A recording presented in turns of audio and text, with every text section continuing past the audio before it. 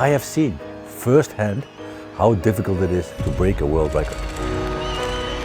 What a person has to sacrifice and to give. That day in Brussels, 15 years ago, Kenenisa gave everything.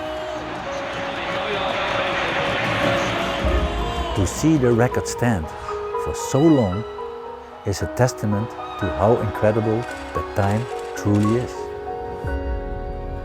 Nobody could do what he did until now.